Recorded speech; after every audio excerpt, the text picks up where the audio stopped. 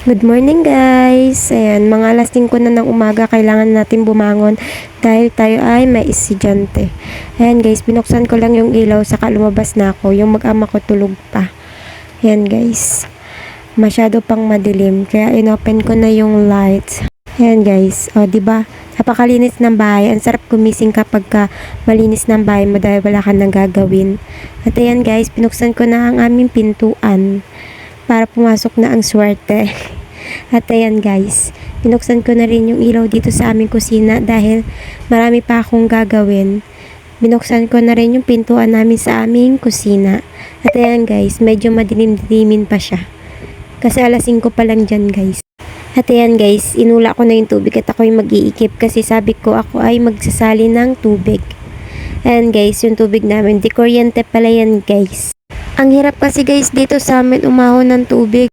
Kaya yan, ginawa ng asawa ko ng paraan para magkatubig lang kami. Kasi kapag wala kaming tubig, sobrang hirap kaya kung saan kami kukuha ng tubig. Ang hirap kayang umigib. Kaya yan, sabi ko sa kanya gawa niya ng paraan. Ayun, nagbili siya ng pampang para mabilis umahon yung tubig. At ayan guys, sa mga oras na yan ako ay magsasaing kasi wala na pala kaming kanin. Kasi kagabi talaga guys, hindi ako sumaing. Ang kinain lang namin is yung tira lang nung tanghali. Kaya ayan, naubos. And then, magsasaing na lang na naman ulit tayo guys ng panibago. Ayan, routine na natin yan araw-araw. Ang mag-asikaso ng estudyante. Kasi ay tayo ay may pa-eskwela. At ayan guys, sinalang ko na yung kanin namin para habang naghuhugas ako, nagsasaing na siya. Sobrang sarap pa naman talaga matulog pero kailangan na natin bumangon kasi ayan, kailangan natin at may aasikasuhin. Hindi pwedeng di tayo babangon. At ayan guys, ayun lang na naman yung gagawin ko. Maghuhugas lang na naman ako. Dapat kasi guys, kagabi ko pa yan hugasan. Kaso napapagod na ako. Gusto ko na magpahinga kasi sabi ko, bukas maaga lang na naman ako magising. Kaya sabi ko, bukas ko na lang siya hugasan. Kaya ayan guys, hindi ko nahugasan. Kaya ngayon ko lang na naman nahugasan to. At ayan guys, pagkatapos ko maghugas, pinapay ko ng baon ng aking anak. At ayan guys, nilagyan ko lang siya dyan ng mga pagkain niya. Ayan na ang lunch bag niya guys. Kaunti lang naman guys yung nilalagay ko kasi hindi rin naman din niya nauubos. Ayan guys, dako tayo dito sa aming labas ng bahay. Ayan, nagwalis na rin ako kasi ang daming laglag na mga dahon-dahon. Pero hindi naman siya masyadong madami kasi nga araw-araw naman ako nagwawalis. Kasi kahapon di ba naglinis din naman ako. Ayan, konti lang naman yung mga dahon niya guys.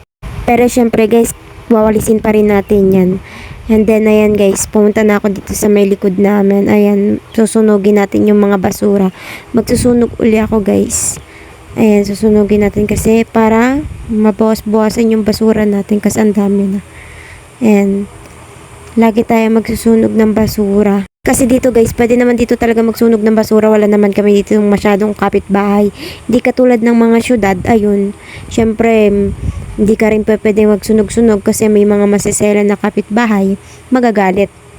At ayan guys, nag-init na ako ng mainit na tubig dahil sabi ko iyan ang papaalmusal ko sa anak ko. And then, binuksan ko na yung aming mga bintana kasi sarado pa pala yung bintana namin guys. And then ayan guys, kumuha ako ng mangkok kasi magluluto na ako ng almusalan ng aking anak kasi ginising ko na ang aking anak dyan. Ayan guys, nagkuha lang ako ng cracker oats tapos inano ko lang siya, niluto ko lang siya ng mainit na tubig. Ayan yung papalmusal ko sa kanya. Masarap kaya ayan guys. Ayan. Kami guys, nung mga bata kami, kinakain din namin yan. At ayan guys, pagkatapos niya kumain, pinaliguan ko na ang aking junakis. Tapos na siya dyan maligo. At susuotan ko na siya ng uniform. Ayan, lalagyan ko lang siya guys ng towel. Ayun, pagkadating na naman yan sa school, wala na naman yung towel na yan. Nakakailang wala na yan ng towel guys. Bili ako ng bili, laging winawala eh. At ayan guys, nilagyan ko na siya ng short. Ayan. At sinuklayan ko lang siya ng buhok dyan guys. Tapos akin siya ang memedyasan dahil siya ay magsasapatos. Kasi Martas ngayon guys, kailangan niyang mag-shoes. Ayan. Kailangan natin asikasuhin ng aking anak. Ayan guys, kinuha ko na ang kanyang bag at nilagay ko na ang kanyang baon. And then ayan, nilagyan ko lang siya dyan guys ng cologne para mabango. At ayan guys, papasok na siya sa school. Ayan lang naman guys yung kaganapan ko kaganinang maga. And then, thank you for watching. Bye-bye!